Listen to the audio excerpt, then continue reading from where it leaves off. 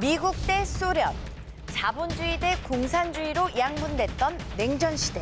그런데 소련인들이 엄청나게 열광했던 미제 물건이 있었다. 반대로 미국인들이 엄청나게 열광했던 소련제 물건까지. 미국인들은 메이드 인 소비에트, 소련인들은 메이드 인 USA. 이들이 적국의 물건에 미친 듯이 열광했던 이유, 그 물건이 뭔지 지금 공개됩니다. 1959년 6월 소련에서 생산된 물건을 전시하는 박람회가 열립니다. 그런데 박람회 장소는 다름 아닌 미국. 다음 달에는 미국에서 생산된 물건을 선보이는 박람회도 열리죠. 장소는 소련 모스크바 한복판. 냉전 시기에 어찌 된 일이냐고요? 당시 소련 서기장에 오른 후르시초프의 구호는 서방 세계와의 평화 공존. 양국은 긴장 분위기 완화를 위해 1958년 미소 문화협정을 체결, 문화교류에 합의했고 서로의 나라에서 번갈아 박람회를 개최하게 된 겁니다. 특히 소련에서 열린 미국 박람회에는 가전회사, 자동차 회사 등 미국 굴지의 기업들이 다수 참가, 주력 상품들을 전시하며 홍보에 나섰는데요. 콜라 회사인 피사도 그중 하나였죠. 그런데 피사의 박람회 책임자 도널드 켄달은 부통령 닉슨과 친구 사이. 그는 닉슨에게 특별한 부탁을 하니 닉슨, 친구 좋다는 게 뭔가 우리 회사 부스로 후르시초프 좀 오게 해줘. 시원한 콜라 한 잔 대접하고 싶어서 그래. 당시 전 세계가 주목하던 박람회. 부스에 후르시초프가 방문한다면 그야말로 홍보 효과가 엄청날 텐데요. 특히 경쟁사 시사를 앞지를 수 있는 절호의 기회로 여긴 도널드 켄달.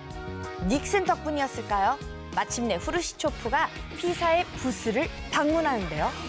공산주의를 대표하는 인물이 자본주의의 상징, 콜라를 마시는 이 아이러니한 장면.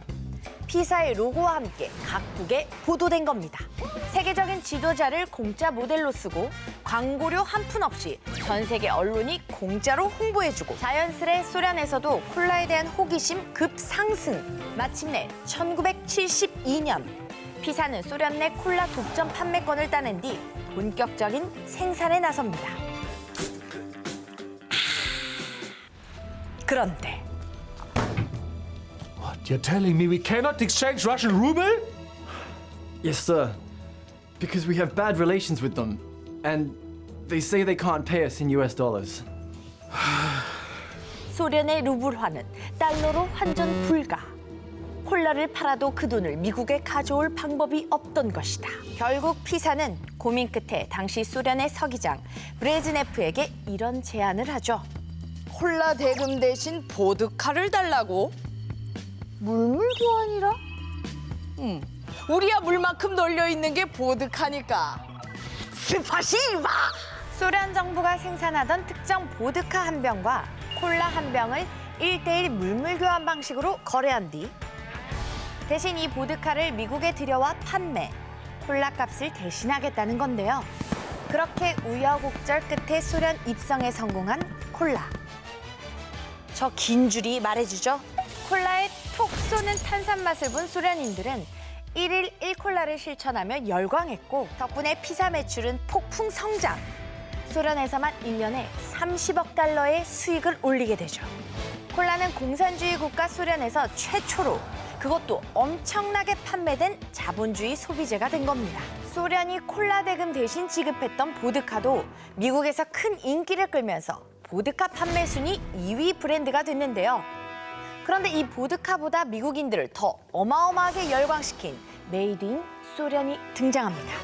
1984년 소련 과학원에서 컴퓨터 엔지니어로 일하던 알렉세이 파지노프. 당시 소련 과학원 직원들에게는 파격적인 특혜가 있었죠. 바로 귀하디 귀한 최신형 컴퓨터를 1인당 한 대씩 지급해줬던 겁니다. 컴퓨터를 득템한 알렉세이는 성능 테스트나 해볼 겸 게임이나 뚝딱 만들어봐. 그는 고전 중에 고전, 펜토미노라는 블럭 퍼즐에서 아이디어를 얻어 게임을 개발하게 되니 이 게임이 그 유명한 테트리스. 고대 그리스어로 4를 뜻하는 테트라에 본인이 좋아하던 운동, 테니스를 합쳐 이름 붙인 이 게임. 내려오는 블록들을 빈틈없이 쌓아서 없애는 단순한 형식이지만 엄청난 중독성으로 전 세계 게임 시장을 뒤흔든 그야말로 레전드 오브 레전드 게임이죠. 당시 파시노프는 테트리스 게임 4본을 플로피 디스크에 담아 동료들에게 나눠줬는데요. 그 플로피 디스크가 2년 후 미국에 상륙. 이게 소련 게임이야? 소련 사람들 철의 장막 뒤에서 뭐하고 사나 했더니 이렇게 재밌는 게임을 하고 있었구만. 소련한테 질 수 없다. 파이어! 이후 특정 게임 회사를 거쳐 현재의 대중적인 테트리스로 버전업. 테트리스 열풍이 불기 시작하는데요. 벌써 아침? 일 하나도 못했는데.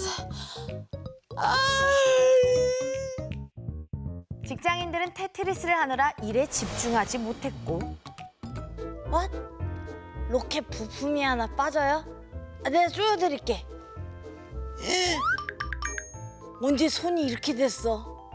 심지어 나사의 연구원들까지 테트리스에 빠져 오류 속출. 그래서 이런 괴담까지 탄생하죠. Our deadliest weapon to destroy the Americans. They'll soon become slaves of the great Soviet Union. 그랬다.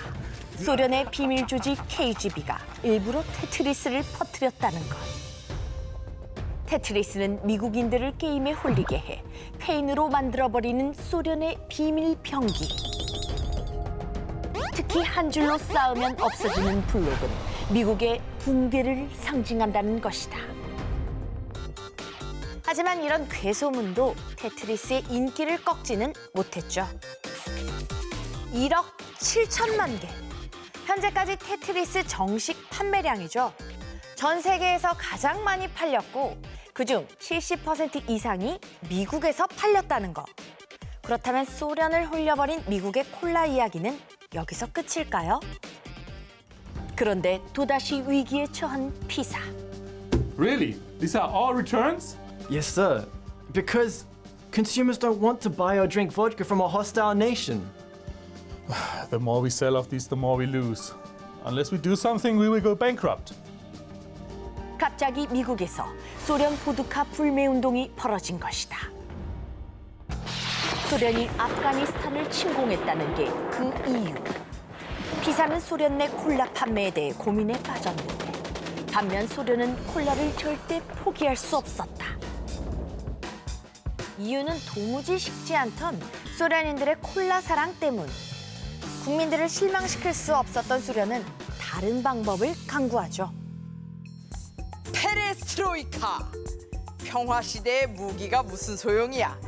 잠수함, 군함, 콜라값으로 다 줘. 제2차 세계대전과 냉전 시대를 거치며 과도하게 군사 장비를 보유하고 있던 소련은 디젤 잠수함, 구축함, 유조선 등 17척의 군사 장비를 콜라값으로 지불하는데요. 콜라 회사인 피사는 이 군사 장비들을 갖게 되면서 졸지에 해군 무기 순위 세계 6위에 올랐다는 것. 하지만 워낙 구형이라 구매를 원하는 나라가 없었죠. 관리비도 엄청나 그야말로 골칫덩이. 결국 피사는 이 무기들을 고철값만 받고 처분했다고 하네요. 골칫덩어리가 고철덩어리가 됐네요.